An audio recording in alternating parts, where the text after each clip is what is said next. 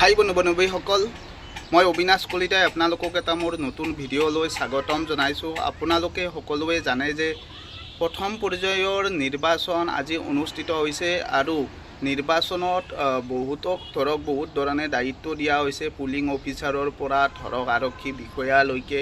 আৰু এই দায়িত্ব ধৰক আমি সকলোৱে পালন কৰোঁ, ঘৰৰে দায়িত্ব হওক, নিজৰো দায়িত্ব, লগত কৰ্তব্য।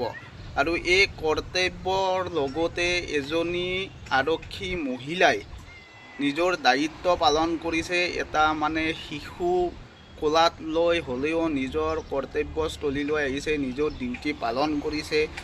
আৰু এই চোকা ৰ'দত আচলতে মাকে হয়, শিশুটোক এৰি আহিবও নোৱাৰে আৰু ধৰক ডিউটিও এৰিব নোৱাৰে। গতিকে তেনেকুৱা এটা প্ৰতিবেদন মই আপোনালোকক দেখাই আছোঁ। আপোনালোকে ভিডিঅ'টো সম্পূৰ্ণকৈ চাই থাকক আৰু লগতে এটা লাইক কৰি দিব আৰু ছাবস্ক্ৰাইব নকৰাকৈ নাথাকিব। আপোনালোকে যিসকলে আজি নতুন কৰি মোৰ ইউটিউব চেনেলটোত ভিজিট কৰিব, প্লিজ আপোনালোকে ছাবস্ক্ৰাইব কৰি যাব। গতিকে বলক এতিয়া আমি ভিডিঅ'টি সম্পূৰ্ণকৈ চাওঁ। দায়িত্ব সকলোৰে থাকে। এই ধৰক আপোনাৰ দায়িত্ব নিৰ্ধাৰিত সময়ৰ ভিতৰত আপুনি কাম এটা সম্পাদন কৰি দিব লাগে। কোনোজনৰ দায়িত্ব বৃদ্ধ ৰোগীয়া পিতৃ মাতৃক আলপৈচান ধৰিব লাগে, আনজনৰ দায়িত্ব উপাৰ্জন কৰিব লাগে, সংসাৰ কৰিব লাগে, ঘৰ এখন সাজিব লাগে, পৰিয়ালক লৈ যাব লাগে এটা ফৰেইন ট্যুৰত, ইত্যাদি ইত্যাদি। কিন্তু কেতিয়াবা দায়িত্বৰো থাকে উঠা নমা। কোনটো দায়িত্বক প্ৰাধান্য দিব? এফালে গণতন্ত্ৰৰ আটাইতকৈ গুৰুত্বপূৰ্ণ দিনটোৰ দায়িত্ব, আনফালে কোলাৰ ২০ মহীয়া কেঁচুৱাটিৰ দায়িত্ব। এই নিৰ্বাচনৰ প্ৰাক মুহূৰ্তত গোলাঘাটৰ দৃশ্য।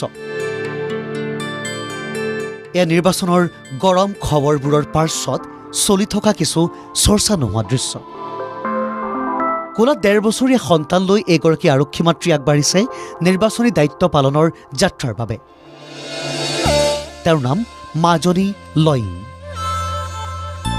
কাৰ্বি আংলং জিলাৰ ২৩ নং বেটেলিয়নৰ আৰক্ষী কনিষ্টবল মাজনী লয়িং। গণতন্ত্ৰৰ সৰ্ববৃহৎ মহোৎসৱ লোকসভা নিৰ্বাচনৰ দায়িত্ব পালন কৰিবলৈ ওলাই আহিছে এগৰাকী আৰক্ষী মাতৃ।